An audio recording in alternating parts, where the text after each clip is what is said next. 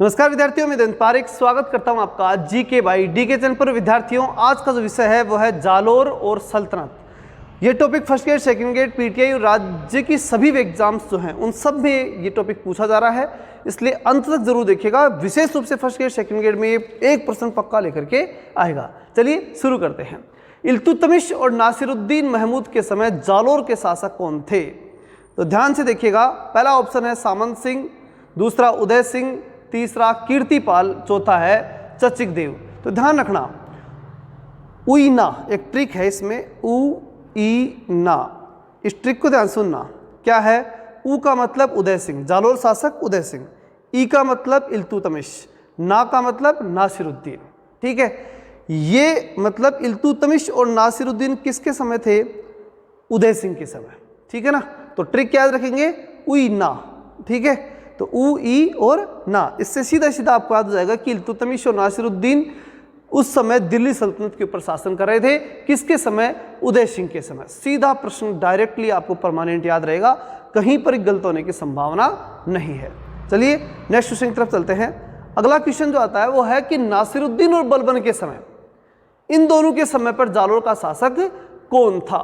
ठीक है, तो इसमें ऑप्शन है उदय सिंह, तो ये तो नहीं हो सकता आप, क्योंकि उई ना याद हो गया आपको। दूसरा सामंत सिंह, तीसरा चचिक देव और चौथा कानड़ देव। तो कानड़ देव भी नहीं होगा, ये भी पक्की बात ही है।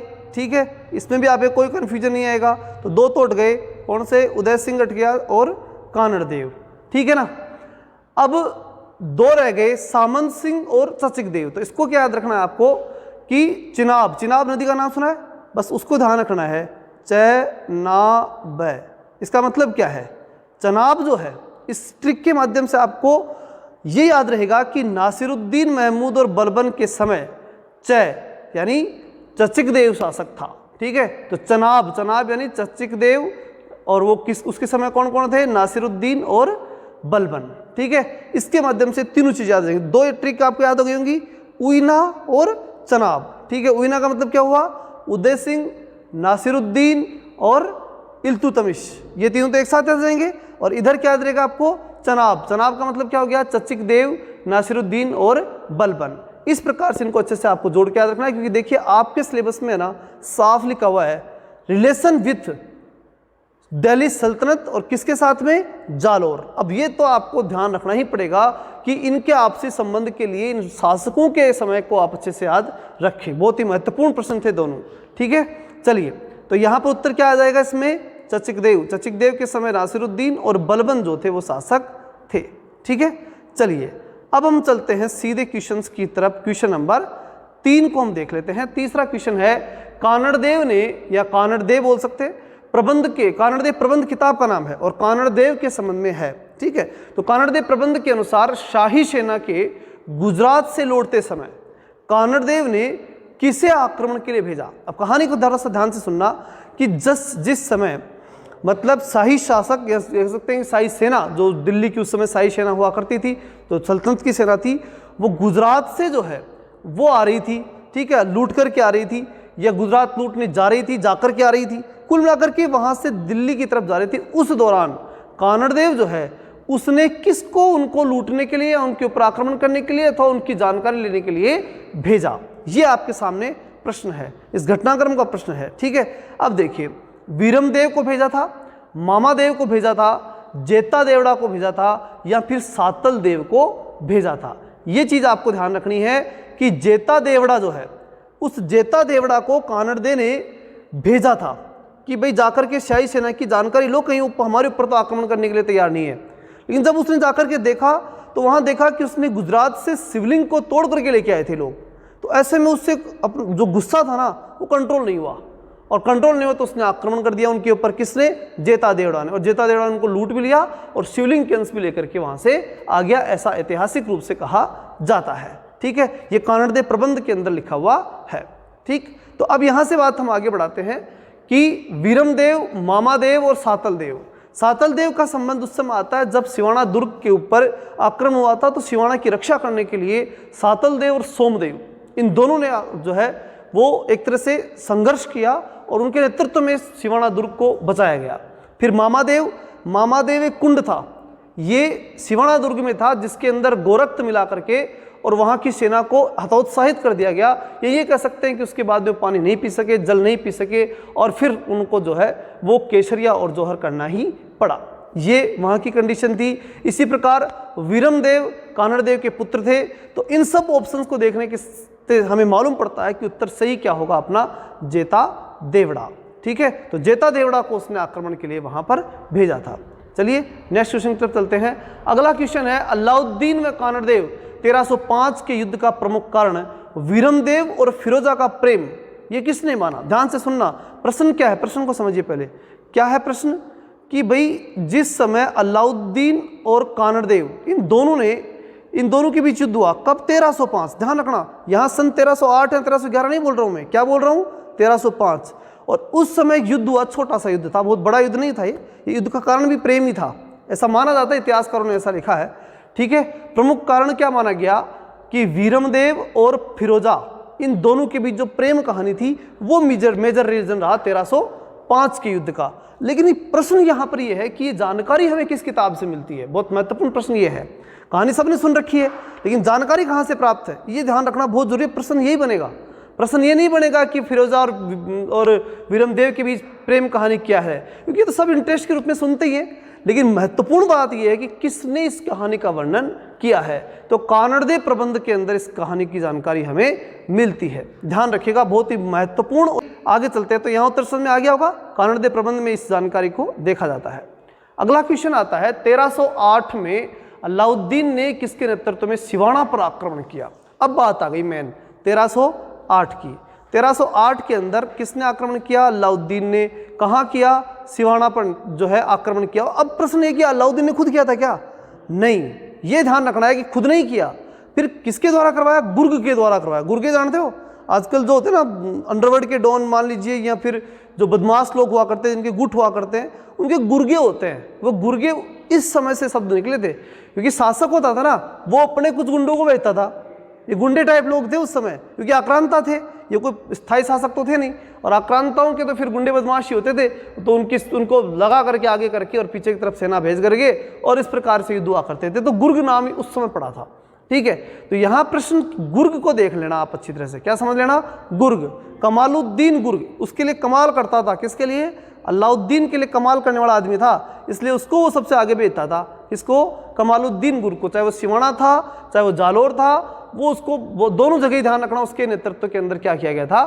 आक्रमण किया गया था। अलाउद्दीन खिलजी ने है वो, हालांकि वहां पर था, ऐतिहासिक जानकारी ऐसी भी मिलती है, लेकिन नेतृत्व की स्थिति जहां तक देखी जाती है किताबों में मिलता है कि कमालुद्दीन गुर्ग के नेतृत्व में ही उसने आक्रमण करवाए थे, ऐसा देखने को मिलता है। और कब की बात है ये? 1308 का। और 1308 में कौन सा आक्रमण हुआ था? सिवाना के ऊपर आक्रमण हुआ था। चलिए नेक्स्ट क्वेश्चन की तरफ चलते हैं। अगला क्वेश्चन है, सिवाना दुर्ग के दुर्ग रक्षक थे सोमदेव, सातलदेव और सोमदेव दोनों भावले पंवार। तो चलिए ऑप्शंस की तरफ चलते हैं। सबसे पहले तो एक बात समझ लो कि सोमदेव सातलदेव का संबंध सिवाना से है, और स। ठीक, ये कंफर्म है, सोमदेव सातलदेव सिवाना, क्लियरली पक्का याद रखना।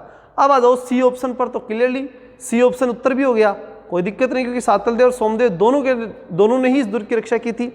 अब आता है भावले पंवार, ये क्या था इसको समझना है। ये सिवाना दुर्ग का गद्दार कहा जाता है।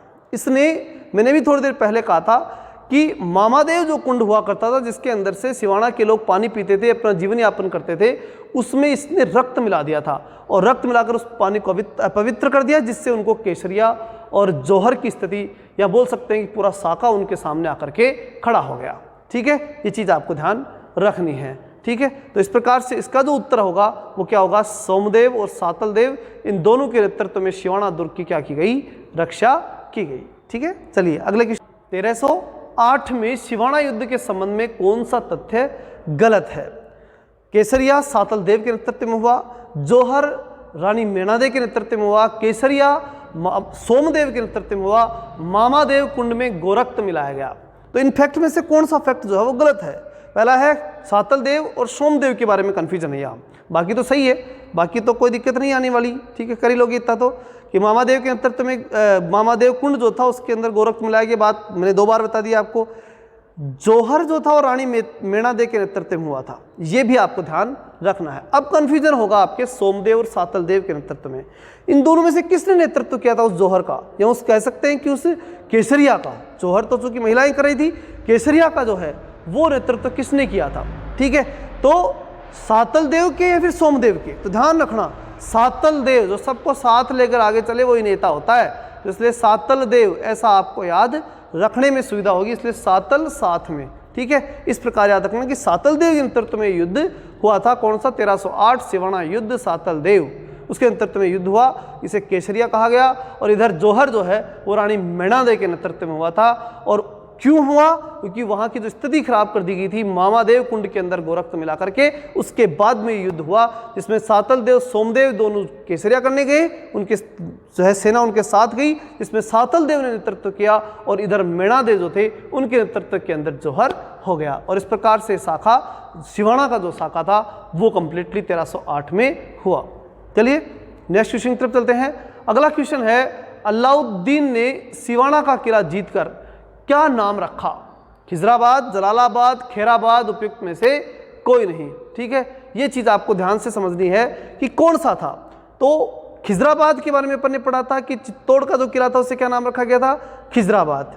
जलालाबाद के बारे में हम बात करें तो जैसे जलालाबाद और जैसे जालोर आपको याद रखना है। अब रह गया खैराबाद, तो खैराबाद जो है उसके बारे में अच्छे से याद रखना कि खैराबाद सिवाना के किले के आधार पर आपको ध्यान रखना है कि खैराबाद जो है उसका नाम रखा गया था, नाम बदल करके। और किसने रखा था? अलाउद्दीन खिलजी ने खैराबाद इसका नाम रखा था। किसका? सिवाना। ठीक है ना, तो मतलब बात तो वही थी कि अब जो है सिवाना मतलब जो हिंदुओं के ऊपर बोल सकते हैं कि राजाओं के ऊपर आक्रमण करके शिवजी से उन्होंने क्या ले लिया था? बैर ले लिया था उसने, अलाउद्दीन ने। इसलिए शिवजी ने कहा कि अब तेरी खैर नहीं है, सिवाना खैराबाद। ठीक है ना, जब उसने खैराबाद नाम रखा तब इस प्रकार से आप इसे याद रख सकते हैं। तो यहाँ तक कोई दिक्कत नहीं आएगी, यहाँ उत्तर समझ में आ गया होगा आपके। नेक्स्ट क्वेश्चन की तरफ चलते हैं। 9वां जो क्वेश्चन है वो क्या कह रहा है अपना को, 1311 में जालोर युद्ध के संबंध में कौन सा तथ्य गलत है? जालोर युद्ध की बात आ गई। अब 1311 में युद्ध स्टार्ट हुआ और उस युद्ध के अंदर जो जालोर का युद्ध था वहां की कंडीशन क्या थी जालोर युद्ध की? पहला ऑप्शन है अलाउद्दीन ने आक्रमण कमालुद्दीन गुर्ग के नेतृत्व में किया है, तो सर्वसत्य है कि गुर्गा कौन था इसका? कमालुद्दीन, अलाउद्दीन का कमालुद्दीन। ठीक है ना, याद रखना है आपको। फिर भावले परिवार ने गद्दारी की थी। फिर आता है कानड़देव वीरमदेव वीरगति को प्राप्त हुए। जालोर दुर्ग का नाम जलालाबाद रखा गया। ठीक है, तो यहाँ एक चीज ध्यान रखना, यहाँ भावले पवार आया, थोड़ी देर पहले मैंने पढ़ाया था, अगर जिसने ध्यान दिया उत्तर यहीं पे पकड़ में आ गया, क्योंकि भावले पवार का संबंध ही सिवाना दुर्ग से था। भावले पवार ने गद्दारी कहाँ की थी? सिवाना दुर्ग में। तो फिर यहाँ किसने की? प्रश्न तो ये भी है। तो बीका, एक याद रखना नाम, बीका नाम जो है इस व्यक्ति ने यहाँ पर गद्दारी की थी। उसने यहाँ पर जो है, देखो बिना गद्दारी के कभी भी ध्यान रखना दुश्मन से हारना संभव ही नहीं है। अगर गद्दारी नहीं करेगा कोई तो कोई ना कोई गद्दार जरूर मिल जाता है, और वही गद्दार क्या करता है? सब कुछ बर्बाद कर देता है। तो बीका ने जो है वो यहाँ पर गद्दारी कर दी थी। और ऐसी स्थिति के अंदर भावले पवार को आप कहाँ याद रखेंगे? भावले पवार को आप याद रखेंगे सिवाना में। ठीक है ना, तो शिवजी को नहीं भाया, ऐसे याद रख लेना। और बीका का ध्यान रखेंगे कहाँ का? जालोर का। ठीक है ना, कानड़देव वीरमदेव गति को प्राप्त हुए, यहाँ ध्यान रखना। सोमदेव सातल देव कहाँ प्राप्त किए? सिवाना में। और कानड़देव वीरमदेव को वीरगति कहाँ प्राप्त हुई? जालोर में। और जालोर दुर्ग का नाम जलालाबाद रखा, जैसे जालोर जैसे जलालाबाद। ये सारी ट्रिक्स मैं आपको बता चुका हूँ, इनको आप ध्यान रखेंगे। कानड़देव वीरमदेव का संबंध जालोर से था और सोमदेव सातल देव का सिवाना से। और फिर बच गए जो इनके। क्लियर है? तो इस प्रश्न को भी आप आसानी से कर सकते हैं और यहाँ पर उत्तर क्या आएगा? बी ऑप्शन सही माना जाएगा। चलिए नेक्स्ट क्वेश्चन की तरफ चलते हैं और आखिरी क्वेश्चन है वह है फिरोजा का मकबरा व तोपखाना मस्जिद कहाँ बनाई गई? सिवाना दुर्ग में, जालोर दुर्ग में, रणथंभौर दुर्ग में या फिर चित्तौड़ दुर्ग में? तो इसका सबसे सही उत्तर जो माना जाएगा वो माना जाएगा जालोर दुर्ग, क्योंकि अंत में जो है वो जालोर इन लोगों ने जीता था और वहाँ पर फिरोजा का त्याग मानते हुए फिरोजा का मकबरा और उसके बाद तोपखाना मस्जिद अपने हिसाब से उन्होंने सब कुछ त्याग ही माना। और फिर उसके बाद में तोपखाना मस्जिद भी वहाँ पर उन्होंने बनवाई, किन्होंने? उन सल्तनत के शासकों ने। ठीक है। तो इस प्रकार से आप ध्यान रख सकते हैं कि ये सब कहाँ हुआ, जालोर में हुआ। ये दोनों चीज़ें ध्यान रखना, फिरोजा का मकबरा और तोपखाना मस्जिद, ये दोनों कहाँ स्थित है, जालोर में स्थित है। और इन्हीं शासकों ने, सल्तनत कालीन शासकों ने इनका निर्माण जालोर के दुर्ग में करवाया था। चलिए मिलते हैं नेक्स्ट वीडियो में, तब तक के लिए जय हिंद, जय भारत।